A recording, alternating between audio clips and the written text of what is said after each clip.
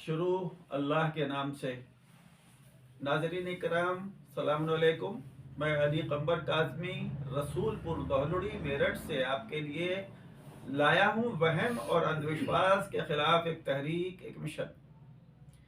پچھلی قسط میں بات قیامت اور اس کی ضرورت تک پہنچ گئی تھی، جسے مختصر طور پر یا یوں کہوں کہ اپنی صلاحیت بھر پورا کیا اور زیادہ تفصیل میں جانے کی ضرورت بھی نہیں تھی۔ اب بات پھر سے انسان کی اپنی معرفت پر پلٹتی ہے،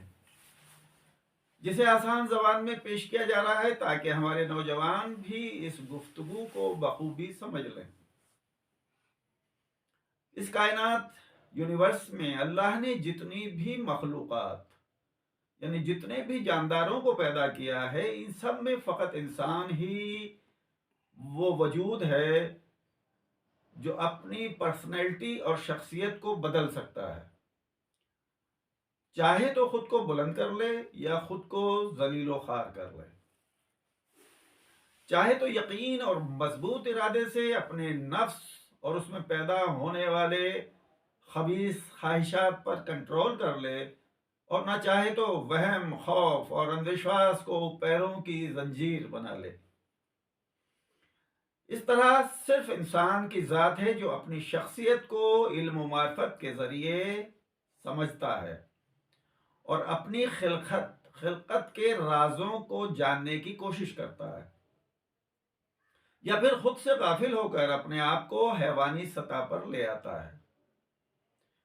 جس کا کام پیٹ بھر لینا، خواہشات کو پورا کر کے آرام کر لینا ہی رہ جاتا ہے۔ اسلامی نقطۂ نظر سے انسان کی صحیح اور اصلی شناخت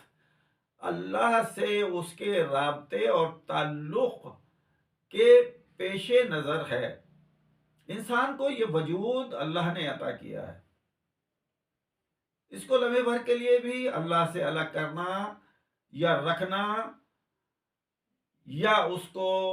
بھول جانا اپنی پرسنالٹی کو شک میں ڈالنا ہے۔ اللہ سبحانہ ان لوگوں کی قرآن کریم میں سورہ حشر 19ویں آیت میں نشاندہی فرما رہا ہے، ان جیسے نہ بن جاؤ جو اللہ کو بھول بیٹھے۔ تو اللہ نے بھی انہیں خود کے نفسوں سے غافل کر دیا۔ خود سے غافل ہونا کیا معنی یہ کہ خود سے غافل انسان اپنی لگام دوسروں کے ہاتھ میں دے دیتا ہے، وہ اپنی پریشانیوں، آزمائشوں، بیماریوں، ضرورتوں میں دوسروں کا محتاج ہو جاتا ہے۔ اسے نیک و بد، شریف و ذلیل، اچھے برے میں فرق بھی معلوم نہیں ہوتا۔ آیات قرآنی کے اعتبار سے خود کو بھولے ہوئے افراد اپنے وجود میں حیوانیت کو جگہ دے دیتے ہیں، اور جب حیوانیت انسانیت کی جگہ لے لے تو پھر اس کے لیے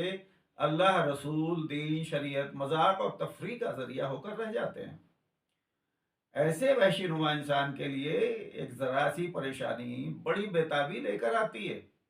جبکہ اللہ کی جانب خلوص دل سے رجوع کرنے والے افراد بڑی سے بڑی پریشانیوں کو اپنے مالک حقیقی کی جانب سے آزمائش سمجھ کر صبر کرتے ہیں اور آرام و آسائش کے وقت شکر کرتے ہیں، جبکہ اللہ سے دور افراد معمولی تکلیف میں بھی تڑپتے ہیں اور خوشیوں میں اچھلتے کودتے ہیں۔ باقی کل